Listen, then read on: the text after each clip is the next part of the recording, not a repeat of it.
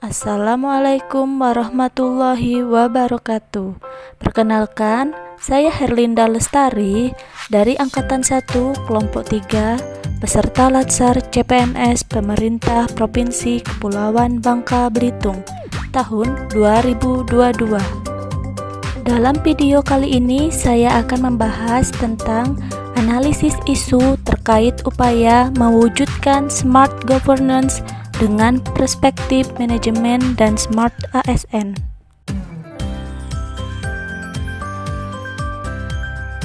Identifikasi isu atau masalah di Rumah Sakit Jiwa Daerah Provinsi Bangka Belitung yang saya angkat dalam video ini ada 6, yaitu yang pertama, belum optimalnya penginputan data pelayanan pasien pada SIM-RS.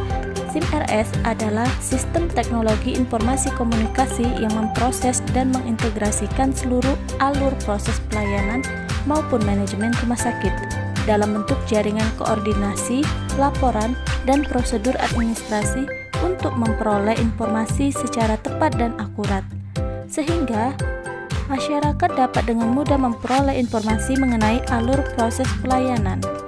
Belum optimalnya penginputan ini dikarenakan komputer di ruangan banyak yang rusak, jaringan internet belum stabil, dan kurangnya kemampuan pegawai dalam penginputan data di SIM-RS.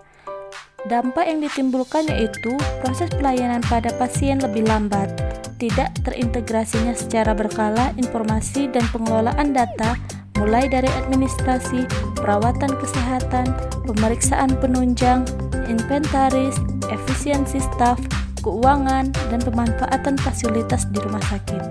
Pihak yang terkait yaitu pasien dan semua staf rumah sakit. 2. Kurangnya layanan informasi digital terkait jadwal dokter, jadwal konsul, dan jam pelayanan pasien rawat jalan secara online. Informasi jadwal dokter berbasis web akan memudahkan pasien dalam mengetahui jenis pelayanan dan jadwal dinas dokter untuk meningkatkan pelayanan administrasi rumah sakit. Namun, saat ini web rumah sakit jiwa belum beraktivitas secara aktif sebagaimana mestinya. Terlihat pada informasi yang ada masih informasi lama, sehingga masyarakat yang ingin berobat mengalami kendala seperti datang pada saat pendaftaran rawat jalan sudah selesai sehingga tidak bisa bertemu langsung dengan dokter spesialis. 3. Dokumentasi asuhan keperawatan yang masih manual. Teknologi informasi memiliki peranan penting dalam mendukung proses pelayanan kesehatan saat ini. Kualitas pendokumentasian keperawatan dapat dilihat dari kelengkapan dan keakuratan dalam menuliskan proses asuhan keperawatan yang telah diberikan. Pendokumentasian di rumah sakit jiwa saat ini masih menggunakan manual. Penulisan dokumentasi secara manual dinilai masih memiliki keterbatasan, antara lain lebih memakan banyak waktu, sering ditemukannya ketidaklengkapan dalam penulisan, dan kurang efisien dibandingkan pendokumentasian yang terkomputerisasi. Pendokumentasian yang manual berdampak pada pasien, perawat, dan tenaga kesehatan lain, dan berpengaruh terhadap profesionalisme keperawatan. 4. Belum optimalnya sarana dan prasarana di beberapa ruang rawat inap. Pada salah satu ruang rawat inap kamar pasien tidak memiliki toilet, sehingga pasien kesulitan dalam kebutuhan eliminasi pada malam hari dikarenakan harus menunggu perawat menemani ke toilet yang berada di ruang lain. Dan ada jendela yang tidak memakai terali sehingga beresiko pasien untuk melarikan diri. 5. Kurang optimalnya dalam maintenance sarana dan prasarana di rumah sakit. Kurang optimalnya dalam maintenance sarana dan prasarana ini dikarenakan banyaknya prasarana yang maintenance-nya dilakukan oleh pihak ketiga dan jadwal maintenance belum optimal sehingga ketika kerusakan terjadi seperti AC dan kebocoran pipa di salah satu gedung harus menunggu lama untuk perbaikan. Pihak yang terdampak yaitu pasien, tenaga kesehatan, dan pihak IPRS. 6. Belum optimalnya pengamanan jalur keluar dalam penjagaan pasien. Banyaknya akses masuk dan keluar di rumah sakit jiwa, ada 3 pintu akses, serta kurangnya koordinasi satuan pengamanan terlihat pada pos yang ada tidak dijaga dikarenakan patroli, sehingga beresiko ketika ada pasien yang melarikan diri itu menjadi mudah. Pihak yang terkait yaitu pasien, perawat, satuan pengamanan, dan subbagian umum. analisis core issue.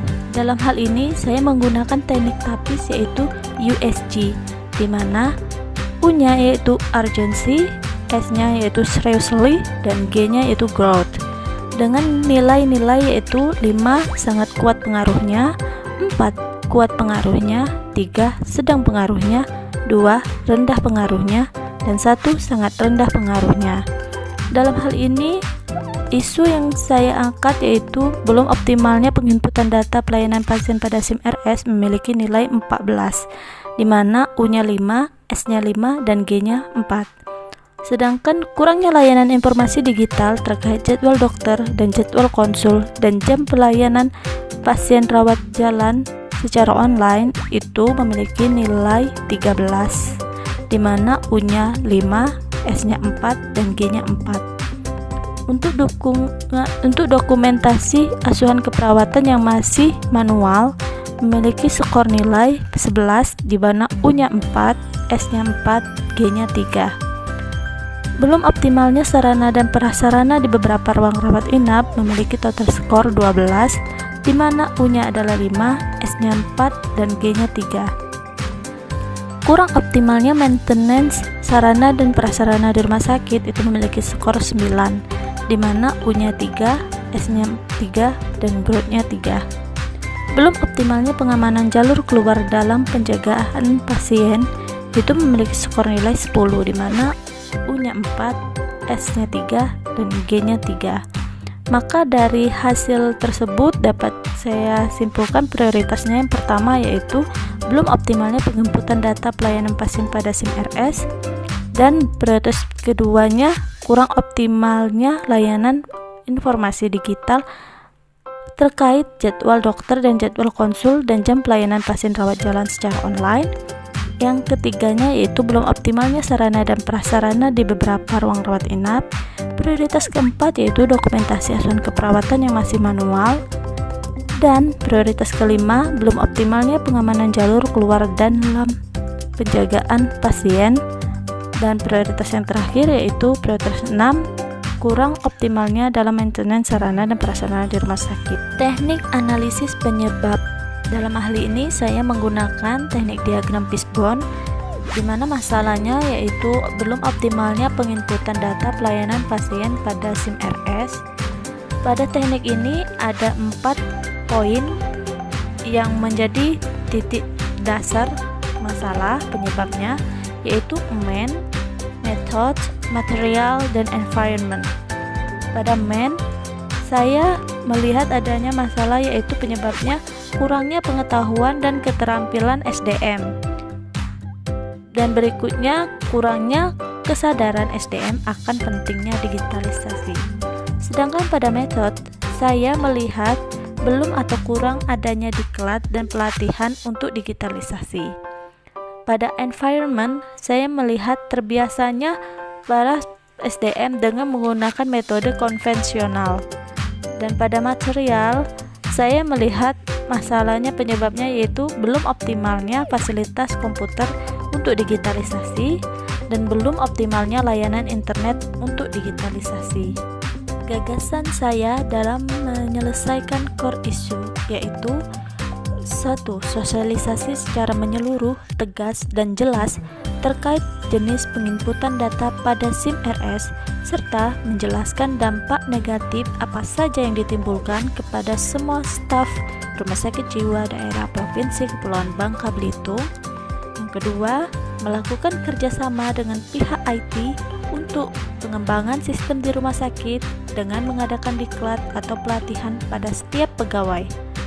Yang ketiga yaitu dengan meningkatkan motivasi pegawai dalam hal digitalisasi. Baiklah, itulah yang dapat saya sampaikan, semoga bermanfaat. Saya akhiri dengan pantun yaitu hidup kesepian tanpa kekasih. Cukup sekian dan terima kasih.